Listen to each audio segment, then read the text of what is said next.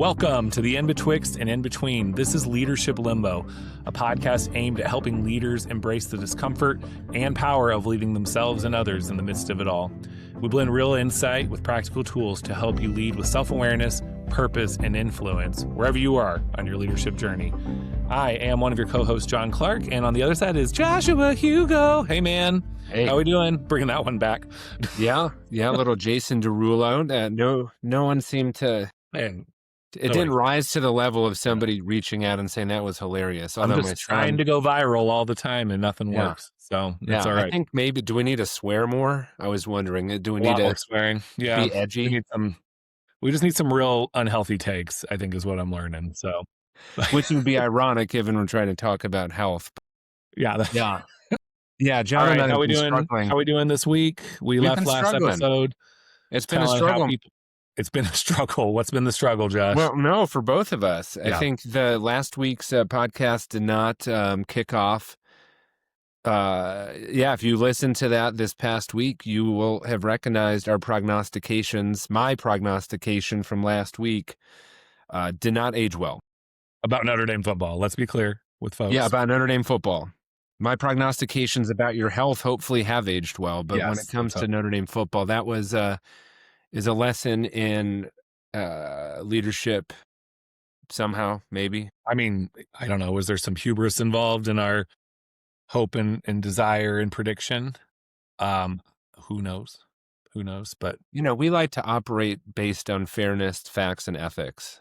And so, I mean, when those are your principles and those are not the principles of another organization, institution, or otherwise, I know sometimes it's time to just accept the fact that there's injustice and there's not a whole lot you can do about it. And you just strive for even higher levels of excellence, I guess, is the goal. But lest our audience is not as aligned with Notre Dame as we are, and we have Miami, Alabama, or other fans on here who have become disenchanted with Notre Dame, then we apologize. But we are better, and we are just fans. So or welcome back after you just fast forwarded the last 60 seconds of this podcast and just clicked the right button on your steering wheel because you don't want to hear all the crap about Notre Dame. So, welcome back. If you've bypassed the first 2 minutes of this, and John, why don't you tell us a little bit more about, or am I telling us what we did last week? Let's do this real quick. Want to ask, and I'm putting this at the front, that people download our podcast wherever you get the podcast. We would love a review, a 5-star review if you feel like it warrants it. Leave a rating of some sort. Comments are welcome and helpful as well. And then more importantly, we just want to ask people, find an opportunity, even if you're listening and you can share it with one or two people we just want to get more people listening, finding something that we say or contribute here to be helpful. And so please go ahead and share and subscribe to that. And with that, I think I want to turn it back to Josh to talk about what we talked about last week and how we want to continue to build on that in today's episode. And I'm gonna throw this back in because we edited this out a few weeks ago because it came at the end and it was too long. But if you are in a safe place right now, if you are seated listening to this podcast on your couch, pause it, hit that little share button, and send it to somebody. And just take 15 seconds. Send it to your friend who's in management. Send it to your aunt who does leadership for a company, whatever the case may be. Just take a minute, hit share. We would really like to see the viewership grow. Yep. And if you're driving, please don't do that. Last week we talked about our health as leaders, and we kind of framed the importance of working constantly to be the healthiest version of yourself, and your team can follow your lead to kind of see how you're modeling it. And we talked about health being more expansive than that, just of a physical nature, but that intersecting with really all parts of your being. So today, we're going to jump into that a little bit more. John's going to give us a little bit more illumination around how we intend to use our time. And the call to action last week, just briefly, was to reflect on strategies that you're putting into place that you might be using to assess, take inventory, be aware of your health, and starting to think a little bit about the intersection between your own health and that of your team. So kind of continuation of that work today. John, tell us a little bit more about where we're going to take our listeners. Yeah. And today I think is actually, how do you apply this, right? It was one thing last week where I think we talked about when we talk about health, what are some components of that we're talking about? What do people choose instead of kind of healthy initiatives or things that end up maybe not being as healthy as you want? What do you replace it with? We talked a lot about that. So today, Josh and I want to kind of walk through a tool that Josh is providing to us today for how to think about the different components that make up your health, how to weigh what you are most focused on in your current moment. And we're just going to riff a little bit, I think, on how we might think about that. And we want to continue to invite people, I think, this week to share with us, not just the areas of your health you're thinking about, but how you're thinking about it. We put out a few requests out there, message some folks, and we want to continue to focus on that this week so people can contribute to that in a meaningful way in our community. So, Josh, I'd like you, or would love for you to build into that. What's the inventory? What's the tool we're talking about? And let's just begin chatting about it a little bit. Let's do it. So big picture, this is a tool that is an inventory. It's an assessment. It's a routine that you can build and should build into your practice. You might have a different routine or set of internal questions you ask yourself about how are you doing. And that's the ultimate takeaway from today is some degree of routine and something that is easy and simple enough to come back to. The tool I wanted to share with you today comes from the world of Giant, and it's called the Peace Index. And the Peace Index is an assessment that is based on 5 different elements. The first of those is purpose. Second is place. Third is provision. Fourth is personal health. And fifth is people. And we're going to actually go back through that and talk about each of those. Before we dive into each, if you're kind of envisioning all 5 elements being added up as a percentage for each from 1 to 100 and then averaged out, it will give you a pretty decent indication of where you might be at the moment. And so as we talk through each of those, and as you're listening, it would be really helpful to kind of score yourself. Where is your level of health within the realm of purpose right now, et cetera? So let's actually I'm going to start actually with place. And let's finish on purpose, because I think purpose in many ways they're all important. I think purpose is the richest and maybe the deepest because it intersects with so many parts of our existence. Right. But place, kind of what it sounds like is you're thinking about your overall sense of peace, your overall relationship between peace internally and your health. Place is a lot about just physically, how healthy is your place right now? And that could be where you're living. Are you in transition perhaps between an apartment to a home? Are you a salesperson who is constantly living out of hotels? Are you somebody who's in the military, for example, and you're transitioning frequently? So place, it could also be like the quality of it, right? Maybe you're undergoing a lot of renovations in your home and you're not settled because literally the physical nature of your house is kind of turned upside down. So that's place. And I want to hear a little bit about, when you hear that word, John, kind of what comes to mind, and also like, why does that matter for our health? Like what do you think that, or how do you think that correlates to one's sense of peace? Yeah. I mean, place, as you began to describe it, is really interesting to me because it feels like a thing that you're not, and probably all of these to a certain degree, we have to reconcile with the fact that we're not in complete control of them all the time. Right. Yeah. This is the home or the house, the apartment that I can afford. And so this is the place I want, even if I would want some things different. This is the town, the city, the county I live in. Mm-hmm. Maybe for a lot of good things I like about it, but there are certain things I like that are never going to change about this location. Right. And so I was thinking about that, right? Well, how do we ask people to think about health when it comes to your place? And so I think one is you got to understand the limitations of your place and then begin to identify what it means to create a space and a place that feels right for you. Right. And so a big thing for me actually is place actually really is a lot of, like, matters a ton for me in terms of just how I'm dealing with any anxiousness or concern, I know that when the physical space around me doesn't feel right, I have a really it bleeds into other things, and it then makes me start questioning, what am I even doing? What is my purpose? And a lot of it ties to a few things for me. One is when I first enter a new role or I have a new place that I'm going to be spending time working, I actually, the first thing I do is I get the physical space around me looking good to the way I Mm. want it to be. I want it Mhm. organized. I want things on walls. I want things on shelves. I want my space for my computer set up. And I keep it pretty tidy and actually pretty clear. Yeah. Right. Yeah. Um, I You spend a do. lot of time on that, and I do. And for some people, it doesn't matter. But it really matters to me. If I'm not in a space where I feel that everything at least has some sort of purpose, I can't work and function as well as I want. Now, sometimes people, and know this about myself too, perhaps I have to find strategies to not spend so much time on things like that because that's not helping me with more complex tasks, right? Um, but I see that play out when, we have 3 young kids. I see that play out when we have a messy house.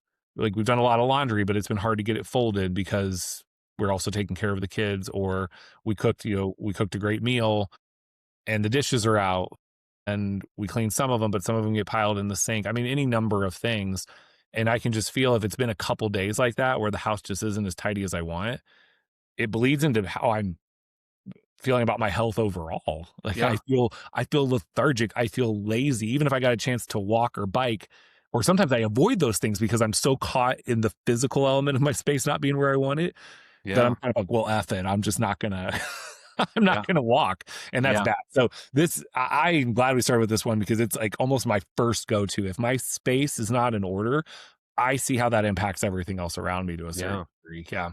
That's fascinating. So for our listeners, John and I have not talked through this together. So that's a pretty unadulterated response to this question. And I think each of these might evoke a big reaction in you because they are pretty core. So that's really great. I like how you are also talking about it's not just your space, your home, if you will, but it's also your workspace. So I Your think there's a bedroom. lot to be said I about would that. As we were talking about this, like digital places. Where do I store my work material? How do I organize things for my family life? I mean, that matters sometimes too for folks. It does for me. Like, if I don't have those Yeah. things in order, and then you get to a spot where I'm trying to find this thing we're working on, my budget sheet with my wife, and I can't find it. I get really Yeah. frustrated looking for it. So it's a good reflection for people, like, when we talk about place, what are all the Yeah. things that are kind of physical or kind of cyber spaces Yeah. that But might be impacting other things for you? where So is that percentage for you right now out of 100? How would you personally evaluate place for you?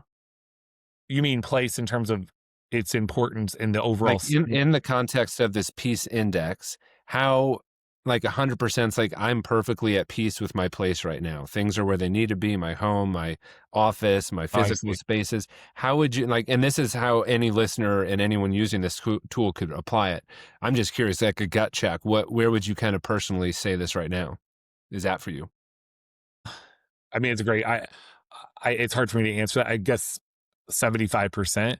but you'd ask me last night around dinner time, I would have said I'm at like 10% just because it was there was Yeah. clutter and we had Yeah. stuff, but Okay. Meg spent a lot of time folding laundry and I spent a lot of time cleaning the kitchen and getting dishes put away. So when we woke up in the morning, kitchen looked good, clothes were ready to be put away, and now those have been put away. I spent some time with my 3-year-old cleaning the basement this morning because he has a babysitter. So anyway, all of that to say, for me, it's like very physical. And I understand, like, if you ask me where does this fit in my piece circle, like, if you're adding up these 5 pieces to 100%, I would say place is somewhere between 15 to 20% in terms of its importance. But if I don't get that first 15 to 20% right for me quite often, it can deteriorate everything else pretty It's pretty quickly. foundational, it Yeah. sounds like. Yeah. Okay, Cause I think cool. I know that, I don't know, I'm new to this tool too. So I don't know if these 5 areas, we just get them into a percentage place to add up to 100 in terms No, of what we good mean. question. And so for our visual learners, we'll link this in the notes. But if you could envision this being just 5 circles, and then the sixth circle in the middle is the overall percent, and the 5 going around it are each of these individual categories. each category itself is scored from 1 to 100. So overall, how is your sense of place right now? You could be like, my place is super freaking healthy. And It's then the great. average of those is your peace And kind the of. average is your overall. Yeah. Now, you bring up an interesting way that you can think about it as well, which is that you might want to weight each of these elements. You could say that, for example, I don't know if this would be true, but if your personal health is consistently low, but in the context of the other four, it's not the thing that really affects your overall sense of health and peace, maybe that's weighted a little bit lower. I don't know that for every person, each of these five categories might carry a slightly different weight. So what I'm hearing from you is place is probably like you could have a really clear sense of purpose at work. We'll talk about that in a little bit. But if your place is off, that sense of purpose might also be affected by it. So it's just there's a lot of ways you can use it. But yeah, on a very technical level, each of these is kind of scored individually from 1 to 100% and then averaged. Right. And on my behavioral scale that I've talked about before, there's a behavior called order, and Hmm. I'm pretty high on that. I'm like Yep. 70 That to sounds like 80%. this. And so that's a starting point for me that if just things aren't in order, it can really impact other stuff. I'm not gonna say it paralyzes me, but I know that about myself. Yeah. Cool. I don't think it's like a level of compulsiveness, but it is. I just feel It's a it. tendency you got to be aware of. Yeah. Well, let's keep going. So, and we have four more to go through here. So, provision. Provision can be thought of as a lot of your essentials. So, uh, food, resources. Do you have the things that you need? Money. So, your finances, how are they doing at the moment? And so, when you think about kind of provision, the stuff that you need to live, how is that, kind of the material pieces of what you need to live? For me, this is a place that going from a quote unquote secure full time job with regular paychecks to this entrepreneurial world, provision is one of those places that currently can vacillate day to day for me. Right. We have the stuff we need.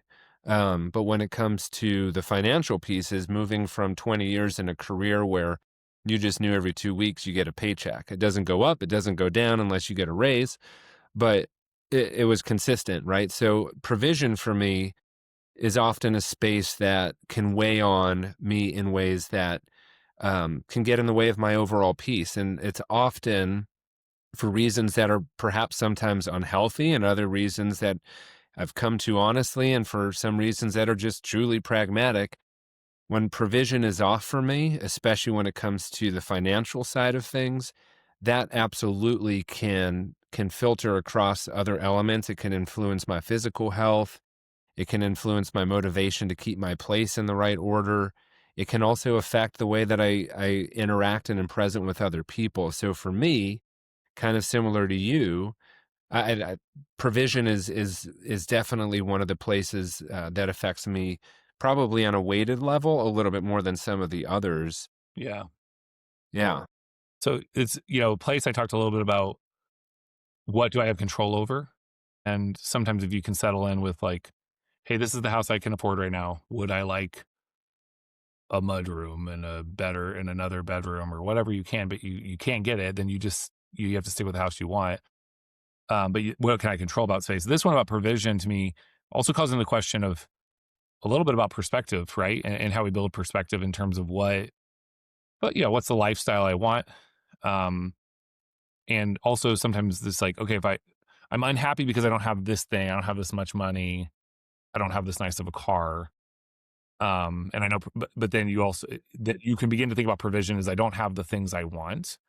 Uh, Whereas you have to ask, do I have the things I need? So That's a big sometimes that's yeah, provision is a good place to ask about perspective. What's my perspective on things? If I can right. get to the mode for some of us of, I know I'm far better off than others. If you think about, I don't know them all, but I'm sure many of our listeners have heard of Maslow's hierarchy of needs.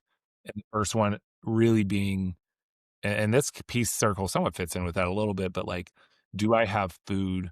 Do I have shelter? Do I have access to clean food and water? Whatever it Right. might Yeah, be. perspective is important. And if you have that, beyond that, it's anyway. So provision's an interesting one for me because and I'm not judging anyone because your perspective can be very different on what you want or need or want for your family. So I always have to call that into question when I'm, questioning things. Certainly Yeah. right now in terms of money, I've been working to build an independent business similar to you for a year. And so it's different than when I, had worked my way up to a director level leadership role in an organization and had some healthcare benefits and things like that. But I'm also blessed that it's allowed me to focus on other elements of my health in this Right. new role. And Right. so for me, what's the balance of I'm not making the money I was yet in that other role? Mhm. Man, I have a lot more balance to work out when I need to and stuff like that. So provision's an interesting one of like, what do I need in terms of provision and what do I already have? Thoughts? No, I think that's a great point. I think outside of the direct content, I think the way that you're thinking about this is helpful for our listeners too, which is you're getting at a little bit of how do you respond, right? Like when you identify that this might be objectively different, like my sense of provision is I don't have as many nights out at fancy restaurants, or we're not, bringing in, bottles of Dom Perignon as often or ever. Not that any one of us ever have that. But point is, like, perspective is a good way to respond and say, I'm feeling like some of this is a little bit of like it's an indicator, it's a set of response to signals you're getting, and I'm feeling like my provision is low, but then it could be let's pause and reflect. And so I think you're getting at a helpful bridge between how it feels and what it actually is. And through all of this exercise, it's not just to say this is objectively how my sense of provision actually is. It's just an indicator that it's probably bubbling up inside of you in some way, shape, or form. It's a matter of awareness and how you respond to it. And I think what Yeah. you're getting at is a really helpful frame is like, what is the method that you need to use for John Clark when you have a sense of like, I feel off, but if I really pause and think about it, I actually think maybe it's an exercise of gratitude. And Yeah. then like, oh, I have what I need. I'm okay. Right. But that's a good, helpful way for listeners to think about is what is it? And then how do you respond to this? Well, and, yeah. And I think what matters to you, I mean, in these first two, at least with me, you can probably tell like I was pretty adamant that my physical place really matters in terms of how I know I feel about everything else. And I have to get that in order and I have to get that right. Mm-hmm. Whereas provision, I don't know, like there might be a different way for me that I'm thinking about it. You may care less about your place and your space, like how ordered things are doesn't matter as much to you, and you still feel like you can deal with a little bit less order than me and feel comfortable. And you need to know that about yourself.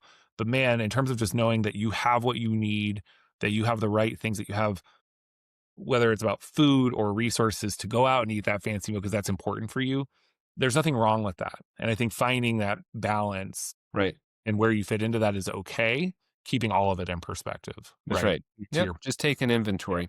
yeah, So I we think have that's three more here. We'll go through the next couple maybe a little quicker, but we talked a lot about this one last week, yeah, frankly, which is personal health. So as you're a listener tuning in here, give yourself a number 1 to 100 of how your personal health is. Like right now for me, I'd say it's like 90, but like if you had asked me 4 weeks ago, I had the flu, I had a knee injury, I had a couple of things get in the way of just regular routines. My personal health was super low. And it was something that I had to rest. I had to set aside other things that I would otherwise like to do. And I had to put my energy into addressing my health. And health is one of those things that absolutely gets in the way of a lot of other yeah, parts of it. And you probably have control over a lot of it, and you don't have control over some of it. But physical, personal health, and that is yes, the word is actually personal health, not just physical health. But personal health could also blend into some of the work of the emotional, yeah. the spiritual. So, what are you doing to stay connected to those elements of your spirituality, of your emotional health? Are you seeing a therapist perhaps to kind of work through the things that all of us need to as people? So that's an important category to consider. John, thoughts on this? Yeah, no, I wanna come back in a bit, I think after we've wrapped these up to the mental health of it a little bit and the emotional health as well, because I feel like, going back to that one's important. So, I'm just gonna frame this in terms of the physical health. I don't know who needs to hear this because I do sometimes. Going for a walk is great. Going for a walk is fine. stretching. I know Josh does yoga because Yeah. I don't yet, right? I think sometimes we get so much in our heads that even if you're at work walking around the building, I mean, whatever it is, there are things that you can do that aren't about, did I sweat buckets today? Right. Right. Did I make myself smell? Those are good things too. And I encourage you, having those more intense workouts when you can or whatever it is. But there are just so many options for us out there. And you need to get creative in terms of what physical well being means for you. Right. Certainly, diet, all these things. So Yeah. Do something, I but you just, don't have to let perfection be the enemy of progress here. I think sometimes I'm like, well, I'm not going to have time for a bike ride or something that's more going to like get me sweaty. And so I don't do anything. Yeah. And then even on days where I just got in a 20-minute walk, I mean, if you do that every day, you're setting yourself up pretty good. So lots of physical health. I don't think we're going to get into all of it, but just again, what do you need to just do a little bit more to have a little to feel a little bit healthier physically, to feel a little bit more aligned internally, right? Yep. So Yeah, your personal health, your well-being, always an important space. But what's interesting when you're doing this assessment is that is 1/5 of it. It is not all of it. And the next one is about people. well, can I and I want to say Yeah, this. go ahead. I just found out yesterday, and I had been dealing with this for a bit, that I got an MRI on my knee and I've torn some cartilage in my knee. And I've known this, Shoot, man. yeah, but I'm able to walk. But the thing about it is, I think once I heard it, that could have been means to be like, don't do anything on. And I'm only giving this as an example, not to say rah rah me, but that could have been an excuse to say, okay, well, I can't do anything with this knee. I'm going to use this kind of as an excuse personally, because this is something I would have fallen into in the past, to do nothing on it Hmm. or just avoid it. Luckily, it's not been that painful. So I don't want to talk to you if you're in a real painful situation. But I did say, what do I got to do to kind of keep it moving and keep myself active, and just adjusted things with that. And so all that to say, like, always look for that next thing you can do to find a way to keep care of yourself, even when there's barriers, right? Yeah. So anyway, Yeah, people, no, sorry. that's great. No, and I think that's just another big takeaway here is that when you do an inventory, be honest with yourself, Yeah, but it's not just about what it says, it's about how you react to it. And I think that's totally. a really important Right. message at any level of leadership. So people is the fourth. I mean, that's the fourth one we're talking about. Yeah. Um, yeah, people. It really refers to other people. So your spouse, your children, your coworkers, your boss, your managers. How are the people in your life? Your friends, right? And I think that this is a really important place. And I think we each have different connections in our world, but there are a few people I speak with who feel pretty disconnected right now. Their social life is a little bit more of a challenge than they would wish. Maybe it's something that how is your romantic side of relationship going? This is a big category, and I think that just like any assessment, you're going to say, well, which part of it am I talking about? I think all of it. Yeah. So perhaps your family life is going great, but your social life, because you have young kids, is taking a back seat and you feel disconnected from your friends. Mhm. What do you do with that? How do you react to that? Like maybe you say, I'm a 60%, 100% great with family, but actually, honestly, like I haven't seen my friends. It's starting to wear a little bit on my wife because, Yeah. it's getting in the way of my overall contentment. So again, thinking about people, it could be social, could be family, could be work, really important category to take inventory of. And I think if you're in a family situation too, or a relationship, I think it's, man, I was just thinking about this as you were talking about that. You need to know what you need from a people standpoint. Like, I need to find time with my friends who aren't my nuclear family. I need good time with my kids, but I also know that, man, when I just am with them for hours and hours on end, if I don't have some way to release from that, I get pent up and not as good for my kids as I want. If you're in a relationship with someone of any sort, and whether you're a family member to them or married or whatever it might be, you need to know what they need and acknowledge that. I think sometimes we get in these spaces of, well, we're at a space in our life where we can only spend time with our kids and each other, or I'm in this new relationship with someone. I need to dedicate as much time to them as possible. And maybe you do. Maybe that's where you're at and you want that. Mhm. Be aware of, is that other person, in order for them to give as much of themselves to you as possible, they also need to be able to like give a little bit to others or receive from others too, along with you. So help others around you to know, where are you at with like your relationship connections? How are you in relation to your community, whatever that looks like is large. Yeah. And look, I think speaking as males don't do a great job at this. I know there's a lot of research on it, and like men have a lot of work to do. I guess just because we're two men, I think we can speak to that. Men need to do a better job of advocating for healthy relationships with people around them, including other males. For sure. They need to seek that out. They need to find healthy ways to do that because I think what men often do is they get stuck into bad routines of Right. whatever it is, like booze, alcohol, and cigarettes and stuff like that to form community. And so men have the ultimate responsibility for that, but that's where, you know, men have to watch out for women, they have to watch out for other men, women have to watch out for other women and the men in their life and whatever it might be, because we form relationships differently and we have to acknowledge that too. Yeah. To look out for each other. Yeah. To I've look really out. worked on that for my and I be interested to hear for you. It's interesting. I left the workplace where I had less day to day, like meeting the same people every day, and you would think, oh, that took away some social stuff.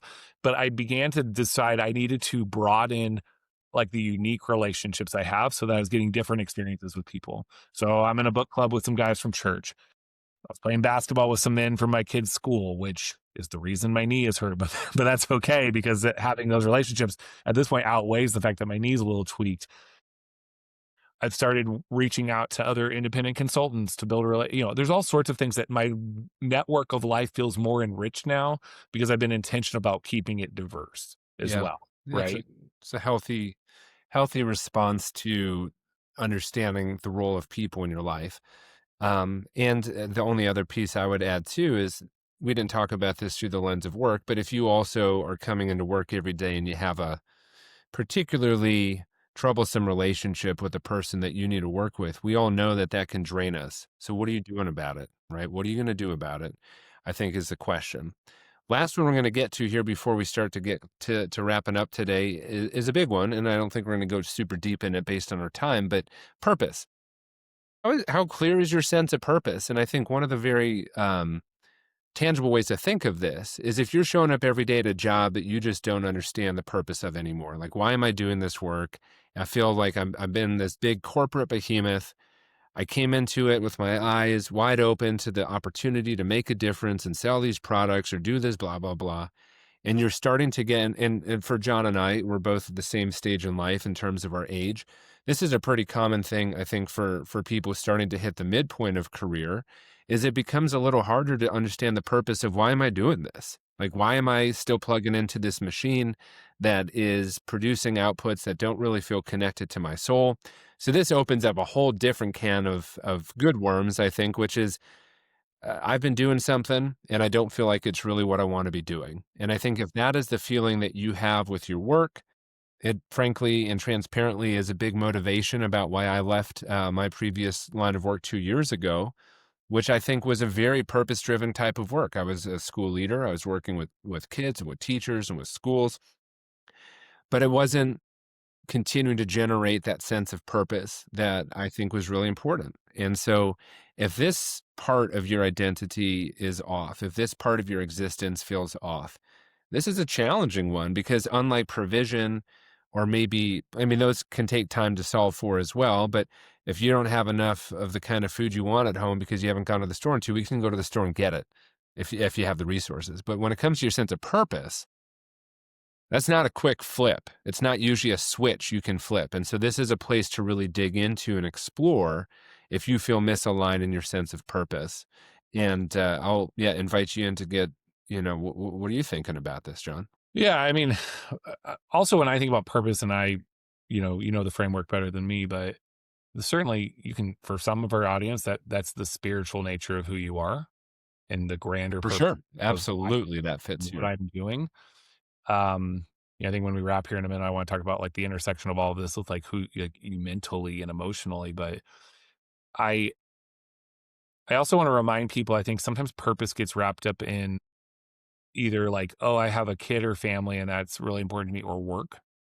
There are other ways to find purpose. Yes. I mean, I'm not going to name them all, but, and this was related to my kids, but like right now, I joined a board of a charter network because that was important to me. That feels very me and that entity. It's not related to my kids. It's actually tangentially, I guess, related to the work I do. But I just wanted to be part of a board in an organization to help the direction of a thing. I wanted to volunteer more in different capacities, right? So I'm volunteering at my kids' school, but I'm also looking for ways that I can volunteer that are actually outside of the industry I work in, not really related to my family, but very different and just give me a different set of purpose. I did that a while ago where I was volunteering to help out older folks get to church and pick up groceries and stuff. So I am not saying all that to be like I'm perfect. There's been times in my life too where I have not lived purpose filled. I've been very me centric and I've been, and that's made me very tired. I would say at the end of my Hmm. last gig, that was definitely what I was feeling. So I made some changes. And so your purpose it can be found in a lot of places. You can found in a lot of ways. If you're having a hard time finding it at work, but work's really important for you from a provision standpoint, from a place standpoint, from a people standpoint, that's fine. And that can be part of the purpose. But there's Yep. other ways to seek out that purpose driven need that you have too, um, as well. Hmm. So No, I think great conversation. Excuse me. I think this sets the stage for really what do we do with all of this, and I think this conversation has kind of helped us you've heard us think through the ways that we're responding to this. I can I think say my one thing that yeah, I'm sure. thinking in terms Yeah. of when you look at the framework, it's these 5 zones and they feed into like your overall peace. Like where are you at in your peace feeling? We talked a little about mental health, and I think mental health can into your personal health, purpose, but all of these do make up your mental health. And so if you're not feeling good internally, that's where I think the work, like your head, your brain, it is just not feeling all there. I do think all of these filter into that. Is this like, do I have to start from a place of getting my physical space and my house cleaned right? Do I have to start from a place of physical health, whatever it might be? I think mental health is like a bad thing we're bad at in our country. And I also think leaders are bad at.